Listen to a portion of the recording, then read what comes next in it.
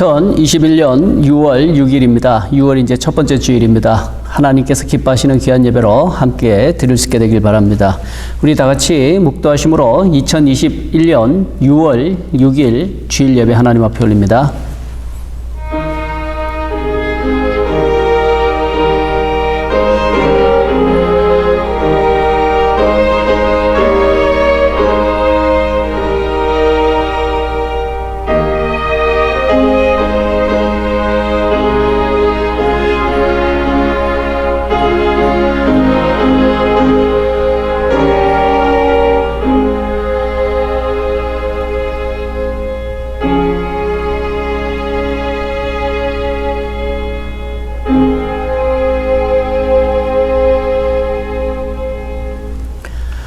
오늘 예배 받으시는 하나님 앞에 우리들의 신앙 사도신경으로 고백드립니다. 전능하사 천지를 만드신 하나님 아버지를 내가 믿사오며 그 외아들 우리 주 예수 그리스도를 믿사오니 이는 성령으로 잉태하사 동정녀 마리아에게 나시고 본디오 빌라도에게 고난을 받으사 십자가에 못 박혀 죽으시고 장사한 지 사흘 만에 죽은 자 가운데서 다시 살아나시며 하늘에 오르사 전능하신 하나님 우편에 앉아 계시다가 저리로서 산자와 죽은 자를 심판하러 오시리라. 성령을 믿사오며 거룩한 공회와 성도가 서로 교통하는 것과 죄를 사하여 주시는 것과 몸이 다시 사는 것과 영원히 사는 것을 믿사옵나이다. 아멘. 하나님 앞에 올려드리는 경배 찬송입니다. 새 찬송가 65장, 통일 찬송가 19장, 내 영혼아 찬양하라. 하나님 앞에 경배 찬양으로 함께 올립니다.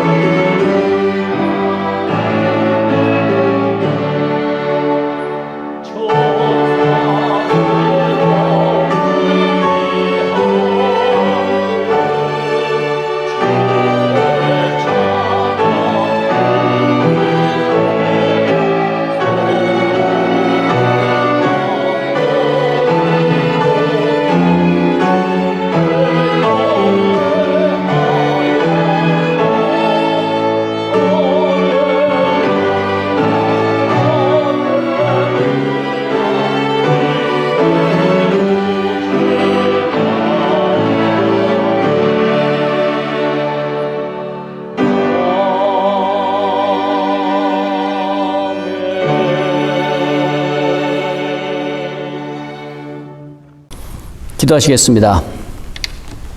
하나님 감사합니다. 이제 벌써 6월 첫 번째 주일을 저희들이 맞이합니다. 오늘도 우리와 함께 하셔서 우리들의 입술 속에 예수 그리스도의 이름이 있게 하시고 우리들의 양심의 고백 속에 예수 그리스도를 믿는 믿음의 고백이 있게 하심을 감사를 드립니다.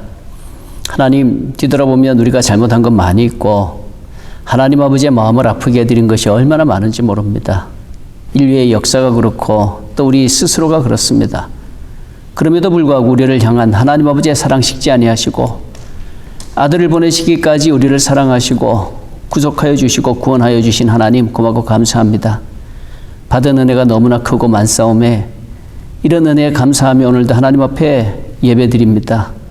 하늘에 계신 우리 하나님, 저희들의 드리는 예배를 기뻐 받아 주옵소서. 예수 그리스도의 이름으로 간절히 기도합니다. 아멘. 하나님의 말씀 봉독합니다. 하나님의 말씀 이사야서입니다. 이사야서 33장 5절 6절에 있는 말씀 봉독하도록 하겠습니다. 여호와께서는 지극히 존귀하시니 그는 높은 곳에 거하시며 정의와 공의를 시온에 충만하게 하심이라. 내 시대에 평안함이 있으며 구원과 지혜와 지식이 풍성할 것이니 여호와를 경외함이 내 보배니라. 아멘. 오늘은 하나님을 경외함이 우리의 보배라는 제목으로 말씀을 나누겠습니다. 하나님을 경외하는 것이 우리의 보배입니다. 이 제목 속에는 두 가지 중요한 그런 표현이 나오는데 첫 번째는 이 경외한다는 표현이고 두 번째는 보배라고 하는 그런 표현이죠. 순서상으로 이제 경외가 먼저 나오고 보배가 그 다음으로 나오는데 이 시간에는 뒤에 나오는 보배부터 먼저 생각해 보도록 하겠습니다. 보배라는 것은 그 귀중한 것을 의미하는 거죠. 소중한 것을 의미하는 겁니다. 또 보통 사람들이 살 수 없는 아주 값비싼 것이라는 그런 뜻을 가지고 있죠. 또 어떤 다른 측면에서는 뭐 값으로 이렇게 측정하기 이전에 그 어떤 것하고 비교할 수 없는, 따질 수 없는 소중한 것, 가치 있는 것, 내가 봤을 때 가치 있는 것, 나에게 가치가 있는 것, 바로 그런 의미에서 이 보배라고 그렇게 말합니다. 여기저기 다 있으면 보배라고 할 수가 없죠. 누구든지 다 가지고 있으면 그걸 보배라고 할 필요가 없죠. 나기 때문에 나만이 또 내게 소중해서 가지고 있는 그것이 바로 이 보배라고 하는 것이죠. 그래서 이 보배라고 하는 데는 몇 가지 특징이 있는 것 같아요. 그래서 이 보배라고 하는 것에 대해서 몇 가지 그 특징들을 이 시간에 좀 나누어 보겠습니다. 보배의 첫 번째 특징은 뭔가 하면 소중하다는 거예요. 소중함. 다른 사람들에게는 몰라도 나에게는 소중한 것이 이제 보배가 되는 것이죠. 내게 보배가 되는 것이죠. 우리가 평소에 사용하는 그 호칭 중에 여보라고 하는 그런 표현이 있죠. 부부지간에만 부르는 바로 그러한 특별한 호칭이죠.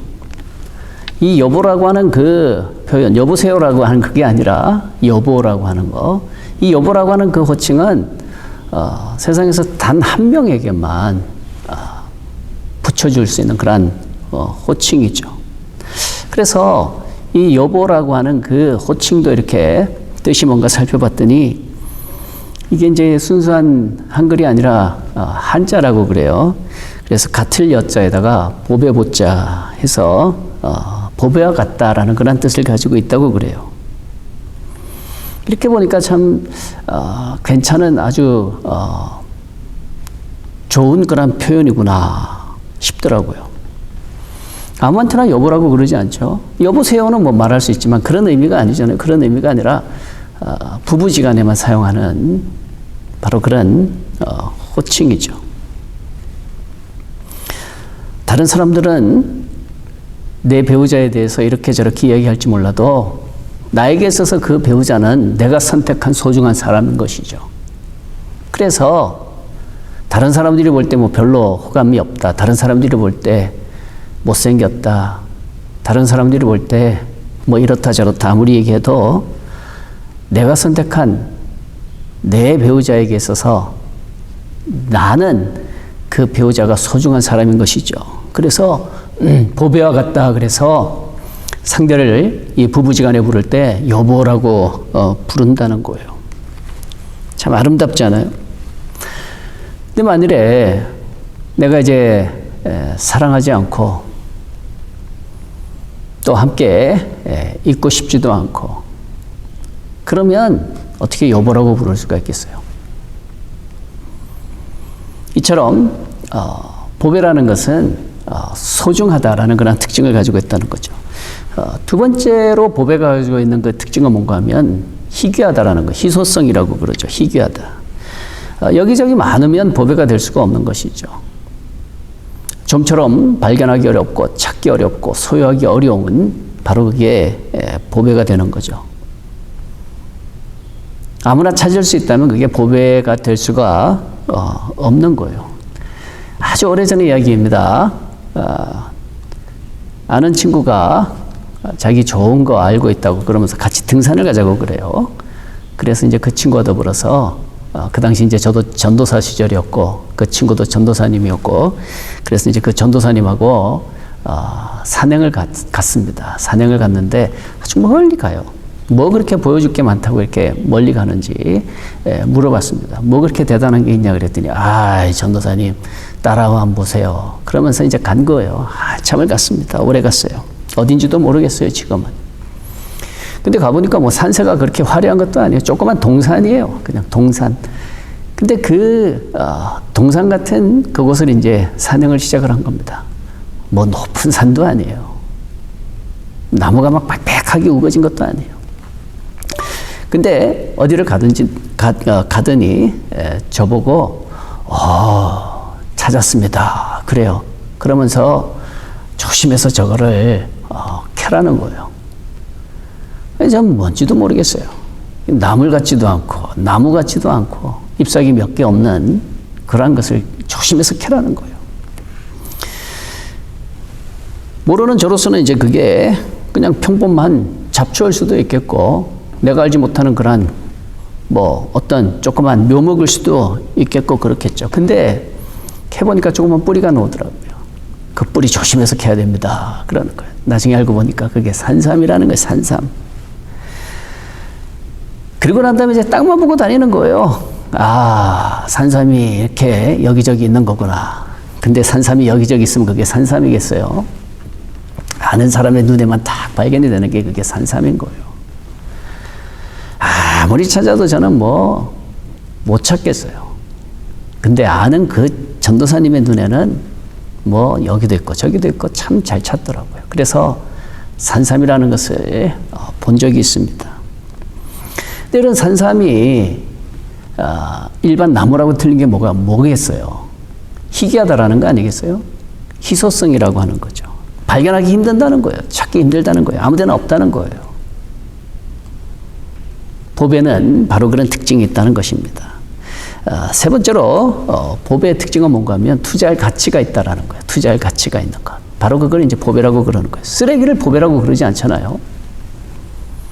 근데 투자함으로 말미암아서 만족하고 투자함으로 말미암아서 나에게 득이 되고 투자함으로 말미암아서 아주 좋게 되는 거 바로 그게 보배라는 거죠. 요즘은 이제 전기 산업이 이제 대세가 되려고 하고 있지만 그래도 아직까지 여전히 그 화석 원료라고 하는 거 있잖아요. 석유. 그 석유의 원료가 되는 것도 보세요. 성경에서는 그 석유의 원료가 되는 것을 가르쳐가지고 역청이라고 그래요. 역청. 창세기에도 보면 창세기 14장이죠.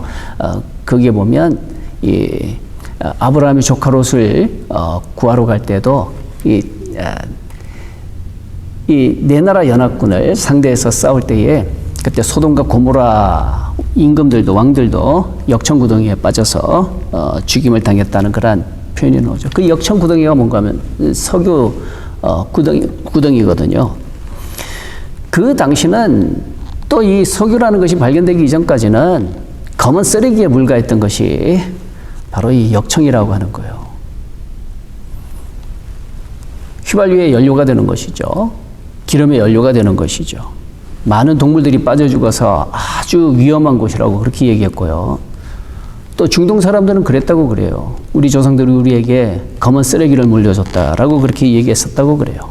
근데 그 시절이 바뀌고 이제 막 석유라고 하는 휘발유라고 하는 그 가스를 이렇게 필요로 하는 그러한 시대가 되니까 검은 쓰레기가 아니라 검은 황금이 돼버리잖아요. 그리고 그 가치를 아는 사람이 이제 거기다가 투자를 했을 때 락펠러 같은 사람은 석유 재벌이 되잖아요. 다른 사람들이 쓸모없다. 짐승이 빠져 죽는 곳, 위험한 곳. 그렇게 검은 쓰레기라고 했던 그것을 먼 미래를 바라보면서 거기에 투자를 하는 거예요.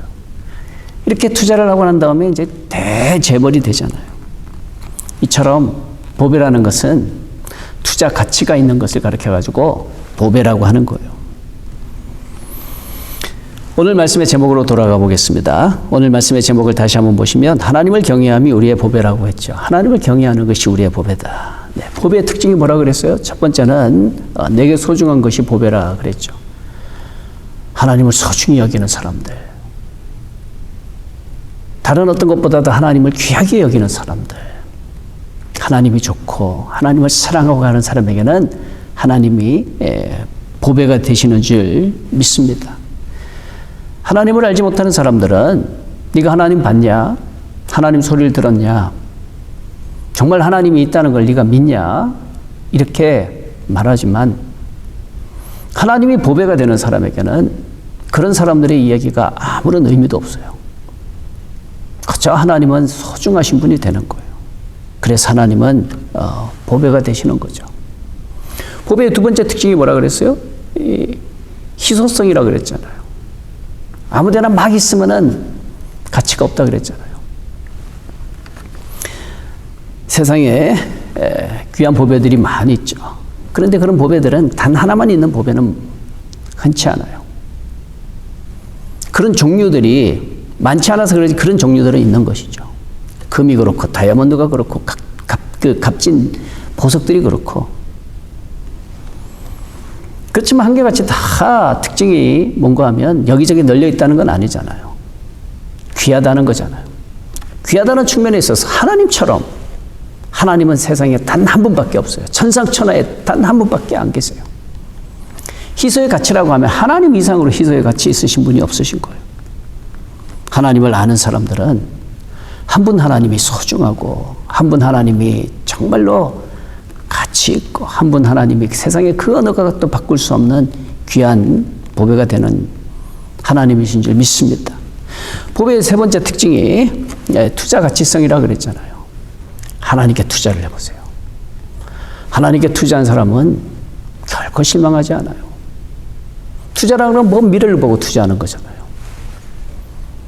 하나님을 향해서 우리가 투자하는 것도 마찬가지예요. 지금을 보고 당장을 보고 투자하는 게 아니에요. 우리가 투자하는 그 투자는 뭔가 하면 이 세상에서의 투자뿐만이 아니라 세상 너머의 투자가 바로 하나님을 보배 삼아 사는 사람들이라는 거예요. 우리가 지난 주간에 그 요한계시록의 말씀 보았죠. 요한계시록 말씀에 보니까 이 인재앙, 실 재앙이 나오는데 이 인재앙에서도 보면은 맨 마지막에 예수 그리스도의 사람들만이 구원을 얻는 그런 내용이 나오잖아요. 이마에 예수 그리스도의 이름을 인친 사람들은 다 구원을 받게 되잖아요. 세상에 사는 동안에 예수님을 부정하고 사람들이 많이 있지만 그러나 예수님을 믿고 예수님께 모든 걸 투자하고 산 사람들은 마지막 때에 하나님과 함께 영원토록 영생의 축복을 누리게 될 줄 믿습니다. 그래서 이런 보배의 진정한 의미를 알아서 유행 따라서 신앙생활하지 마시고 형편 따라서 신앙생활하지 마시고 하나님을 경외함이 저와 여러분의 보배가 될 수 있게 되기를 주님의 이름으로 간절히 축원을 드립니다. 이제 이어서 오늘 제목 속에서 또 하나 알아야 되는 게 보배와 더불어서 경외라고 그랬죠. 경외에 대해서 나누겠습니다. 경외라는 것도 한자어죠.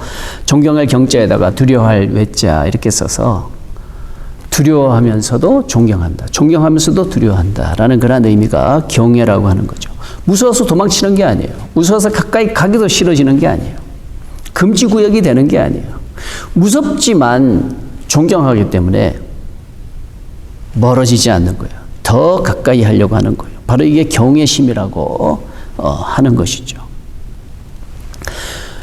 하나님을 왜 이렇게 두려우면서도 존경할 분으로 묘사하는가 하면 하나님은 우리가 함부로 대할 수 있는 분이 아니기 때문에 그래요. 이것저것 우리 사람들은 계산을 많이 하잖아요.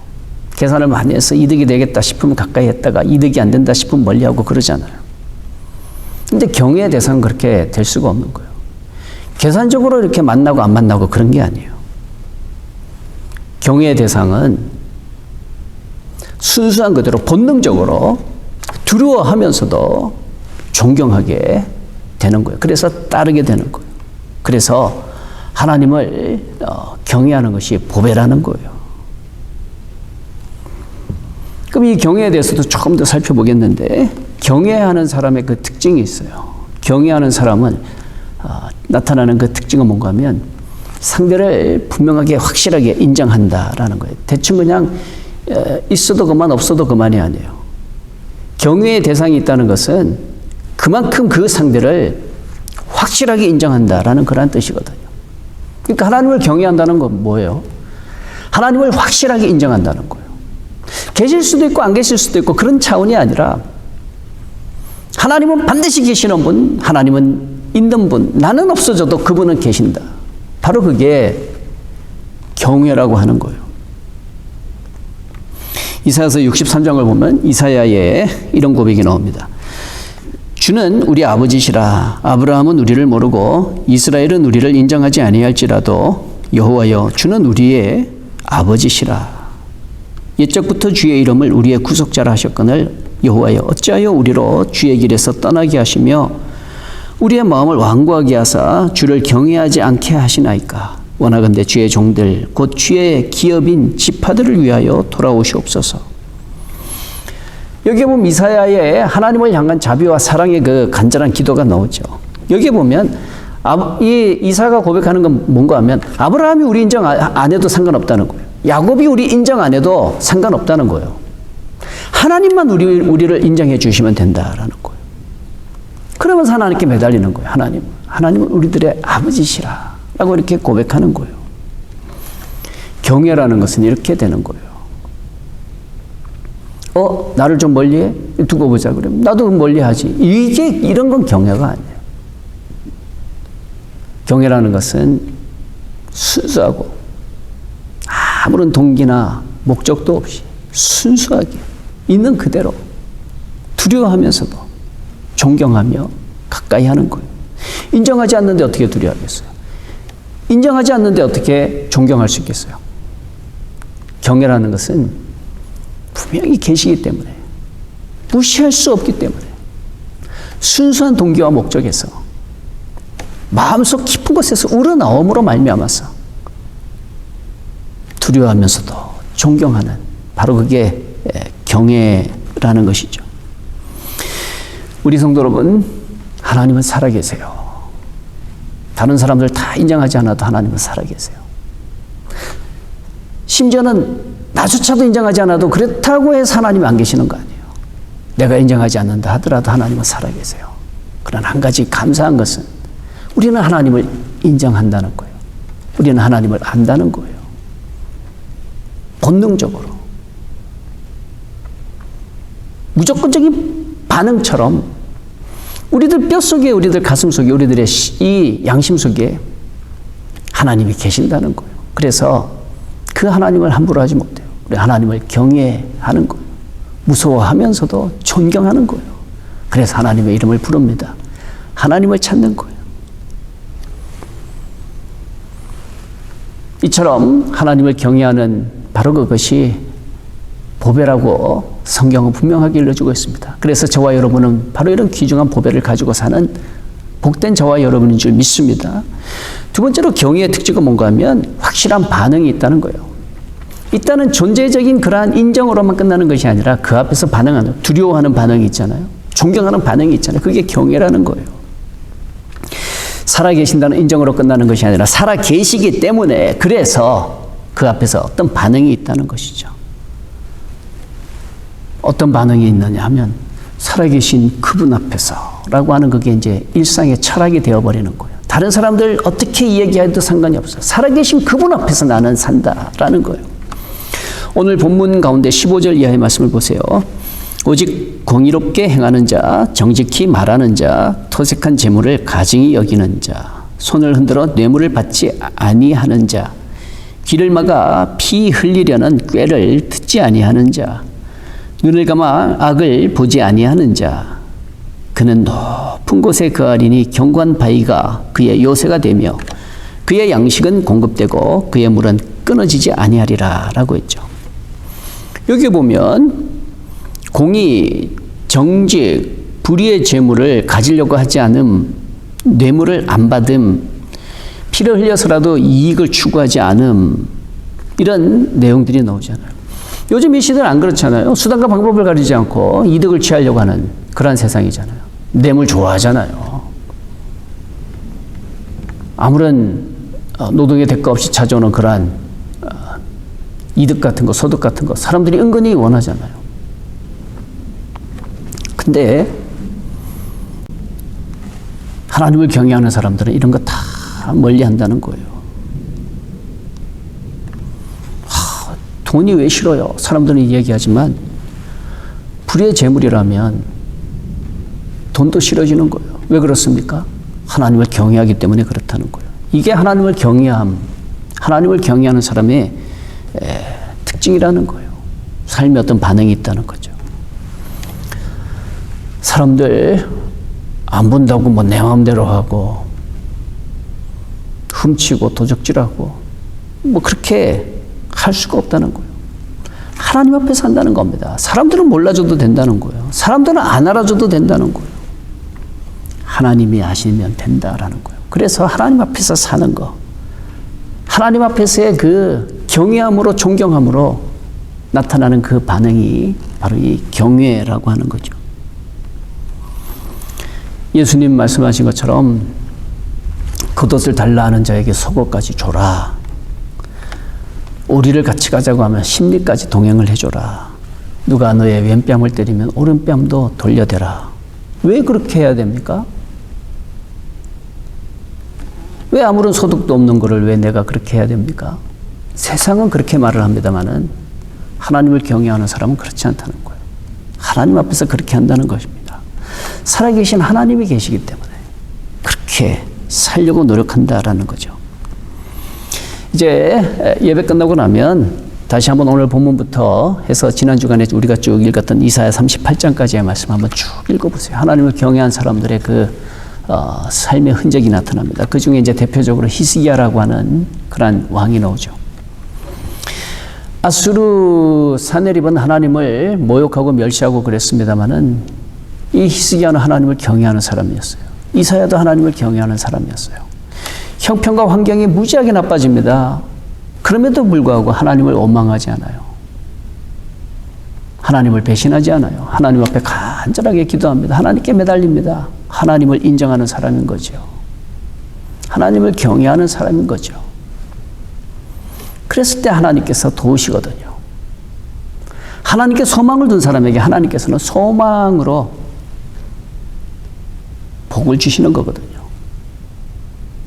하나님께 모든 걸 다 맡긴 사람에게 하나님께서는 좋은 결과로 주시거든요. 아수르 군대가 엄청나게 많이 쳐들어왔지만 하나님께서 손 한번 대시니까 18만 5천 명이라고 하는 엄청난 대군이 그냥 하룻밤 사이에 그냥 몰살을 당해버리잖아요. 하나님을 경외하는 사람에게는 하나님의 하시는 역사가 있게 될 줄 믿습니다. 오늘 말씀의 제목이 하나님을 경외함이 우리의 보배라고 했습니다. 그렇습니다. 하나님을 아는 것이 복이고 하나님을 섬기는 것이 복이고 하나님을 믿는 것이 복인 줄 믿으시기 바랍니다. 그리고 하나님을 경외하는 저와 여러분으로서 하나님을 두려워할 뿐만이 아니라 하나님을 존경하면서 하나님 앞에 살아가려고 최선을 다하면서 하나님 앞에 영광 올려드리는 삶을 살아갈 수 있는 복된 저와 여러분 될 수 있게 되기를 주님의 이름으로 축원을 드립니다. 기도하시겠습니다.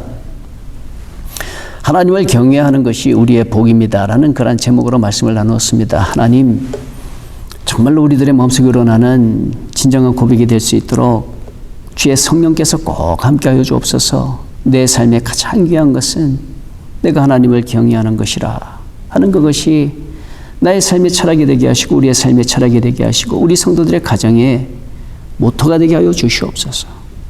그래서 하나님을 경외하는 사람들로 살아갈 수 있도록 믿음을 다하여 주옵소서. 예수 그리스도의 이름으로 간절히 기도합니다. 아멘. 우리 받은 말씀 생각하면서 찬송가 539장 함께 찬송드립니다. 통일 찬송가는 483장입니다. 너 예수께 조용히 나가. 함께 받은 은혜 생각하면서 찬송하시겠습니다.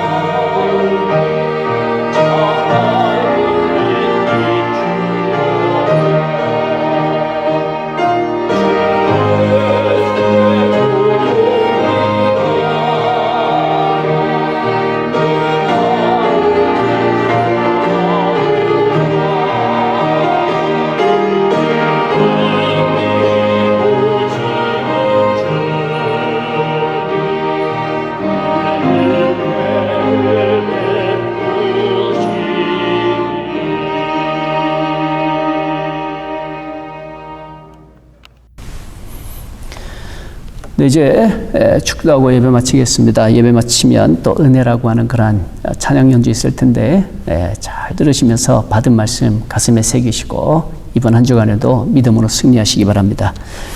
지금은 우리 주 예수 그리스도의 무한하신 은혜와 하나님 아버지의 지극하신 사랑하심과 성령님의 감화하시고 감동하시고 충만 교통케 하시는 역사가 하나님을 경외하는 것이 우리의 보배로 믿고 고백하고 살기를 원하는 우리 사랑하는 성도들 한 명 한 명 위에 영원토록 함께 하시기를 간절히 축원하옵나이다. 아멘.